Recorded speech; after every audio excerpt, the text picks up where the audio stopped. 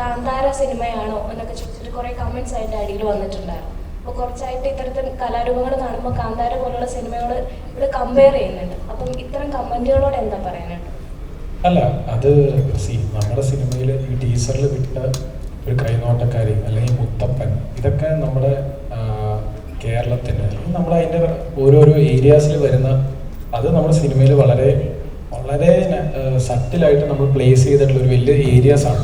മുത്തപ്പനൊക്കെ നമുക്ക് ഭയങ്കര ഇമ്പോർട്ടൻ്റ് ആണ് സിനിമ. അതുകൊണ്ടാണ് നമ്മൾ ടീസർ വിട്ടപ്പോൾ അതിൽ നിന്ന് സ്റ്റാർട്ട് ചെയ്തത്. കാന്താര സിനിമയായിട്ടൊന്നും ഒരു ബന്ധമില്ല.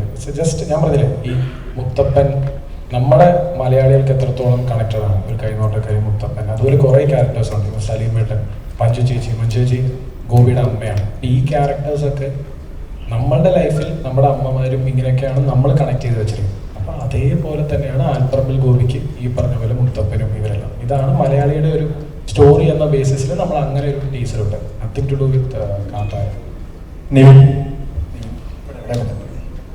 ഈ ട്രെയിലറിന്റെ അവസാനം മറ്റൊരു ടെറേനിൽ കൂടി ബസ് പോകുന്നതും നിവിന്റെ മറ്റൊരു ലുക്കും ഇതിൽ കാണുന്നുണ്ട്. അത് കുറച്ചൊരു ഫ്രാക്ഷൻ ഓഫ് സെക്കൻഡ്സേ ഉള്ളൂ. അപ്പം സിനിമയിൽ ഒരു മലയാളി മറ്റൊരു നാട്ടിൽ പോയി ഒരു മാസ് ആവുന്ന ഒരു രീതിയിലുള്ള ഒരു ട്രീറ്റ്മെന്റ്, അങ്ങനത്തെ ഒരു രണ്ട് ചേഞ്ച് നമുക്ക് പ്രതീക്ഷിക്കാൻ പറ്റും. ഒരു ദിവസം കൂടിയുള്ളൂ.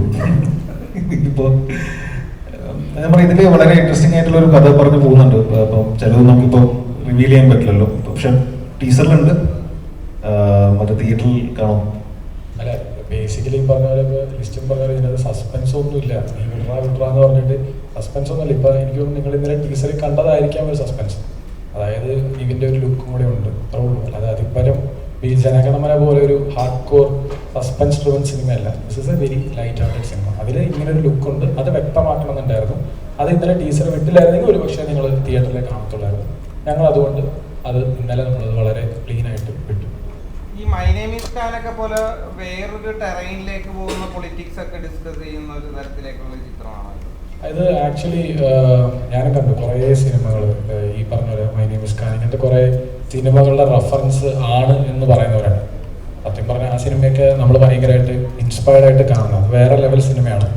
ഇത് എനിക്ക് തോന്നുന്നു ഇപ്പോൾ ജനഗണമനയുടെ സമയത്ത് നമ്മൾ ഏപ്രിൽ 22 ഇറങ്ങുന്നതിന് മുന്നേ അത് പലരും പറഞ്ഞു അബ്ദുൾ നാസർ മദനിയുടെ കഥയാണോ എന്നൊരു ചോദ്യം ഉണ്ടായിരുന്നു. പക്ഷെ അത് നിങ്ങൾ ഏപ്രിൽ 22 വന്ന് കണ്ടപ്പോൾ നിങ്ങൾക്ക് മനസ്സിലായി. അപ്പോൾ അതുപോലെ തന്നെ ഇത് ആൽപ്പറമ്പിൽ ഗോപിയുടെ കഥയാണ്.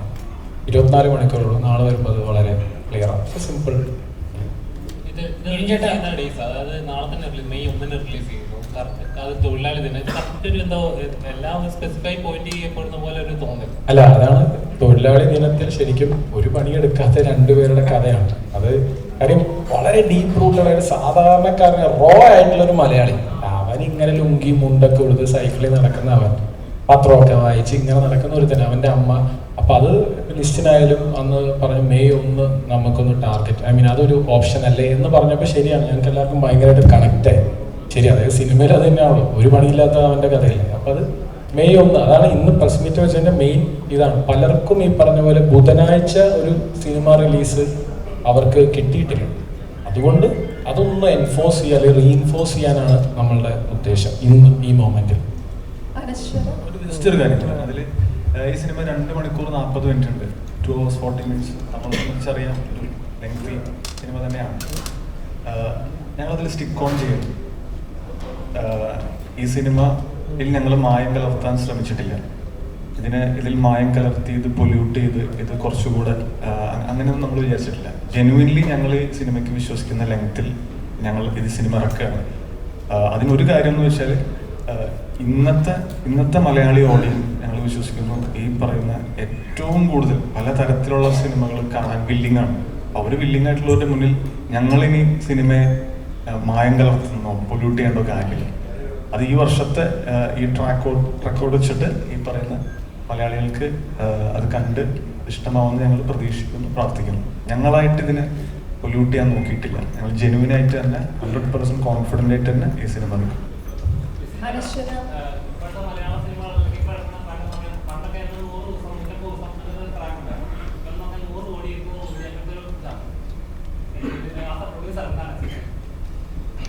എനിക്ക് അത്രയും കോടിയൊന്നും വേണ്ട. ഇപ്പം നിലവിൽ ഈ ഇറങ്ങുന്ന എല്ലാ സിനിമകളും ഇപ്പോൾ നല്ല കണ്ടന്റ് ഓറിയന്റഡ് ആയിട്ട് ഉള്ളതുകൊണ്ട് ഇതെല്ലാം നന്നായിട്ട് പൊക്കൊണ്ടിട്ടിരിക്കുകയാണ്. ഇപ്പം ഫെബ്രുവരി നോക്കിയാൽ ഫെബ്രുവരി മുതൽ ഇറങ്ങിയ എല്ലാ സിനിമകളും തന്നെ 50 കോടിക്ക് മുകളിലാണ്. ഒരു 90% സിനിമകൾ അല്ലെങ്കിൽ 95% സിനിമകൾ. മലയാള സിനിമകളെല്ലാം എല്ലാ സ്റ്റേറ്റിലും സ്വീകരിക്കുന്ന ഒരു കാലമാണ്. എനിക്ക് തോന്നുന്നത് നിവിൻ്റെ സിനിമയാണ് പ്രേമമാണ് ഒരു ഔട്ട്സൈഡ് കേരള ഒരു 2 കോടി രൂപ 2.5 കോടി രൂപ ഷെയർ വന്നത്. അതാണ് മലയാള സിനിമയിൽ ഏറ്റവും കൂടുതൽ ഷെയർ വന്ന ഒരു സിനിമ. അതിനുശേഷം ഏറ്റവും കൂടുതൽ ഷെയർ വന്ന പടമാണ് ഇപ്പോൾ മഞ്ഞുമൽ ബോയ്സ്, അല്ലെങ്കിൽ ഇപ്പോൾ പ്രേമിലും ഇപ്പോൾ 4-5 കോടി രൂപ ഷെയർ വന്നു. അപ്പം ഇപ്പോൾ തമിഴ് ആയിക്കോട്ടെ തെലുങ്ക് ആയിക്കോട്ടെ ഏറ്റവും കൂടുതൽ ഇപ്പം അവിടെയൊന്നും നല്ല സിനിമകൾ ഇപ്പോൾ ഇറങ്ങുന്നുമില്ല. അത് ഒരു വലിയൊരു കാരണമാണ്. അപ്പം ഇപ്പം നമ്മൾ തന്നെ നാളെ ഈ സിനിമ ഇറക്കുമ്പം അത്രയും സ്റ്റേഷൻസ് ആണ് കിട്ടിയിരിക്കുന്നത്, തിയേറ്ററുകൾ കിട്ടിയിട്ടുണ്ട്. കാരണം ഒരു സിനിമ നല്ലതാണെങ്കിൽ മാക്സിമം കളക്ഷൻ കിട്ടാനുള്ള എല്ലാ കാര്യമുണ്ട്. അതുകൊണ്ടിട്ട് ഇപ്പോൾ ഒരു 100 കോടി എന്ന് പറയുന്നത് ഒരു അസാധ്യമായ കാര്യമല്ല.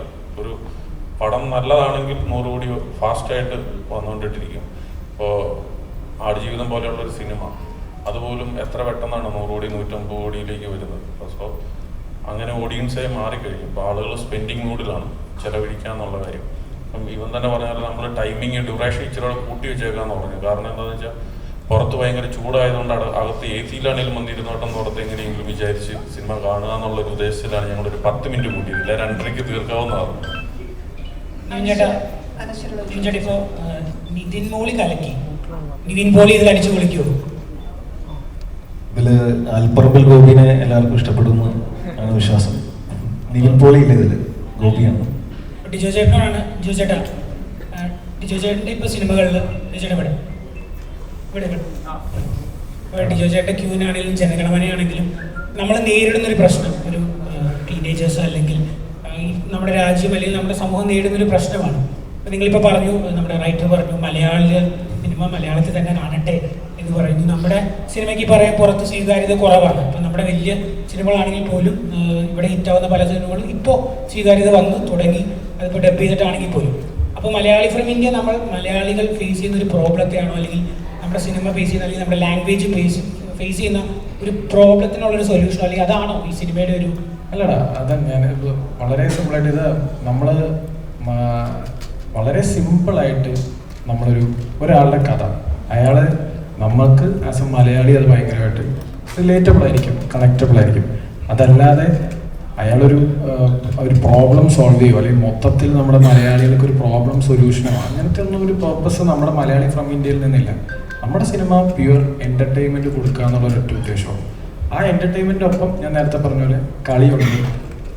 ആൽപ്പറമ്പിൽ ഗോപിയും മൽഘോഷും ഇവരുടെയൊക്കെ കളിയും തമാശകളൊക്കെ ചെറിയ രീതിയിലുണ്ട്. അത് കൂടാതെ അല്പം കാര്യമുള്ള സിനിമ, അതല്ലാതെ ഈ ടൂ മച്ച് നമ്മൾ അങ്ങനത്തെ ഒരു പെർസ്പെക്റ്റീവിലേക്ക് ഒന്നും പോകുന്നില്ല. വളരെ സിമ്പിളായിട്ട്, അത് നേരത്തെ ഹാരിസ് പറഞ്ഞതുപോലെ ജെന്യുവൻ ആയിട്ടുള്ള ഒരു അറ്റംപ്റ്റാണ് ഈ സിനിമ. അനശ്വര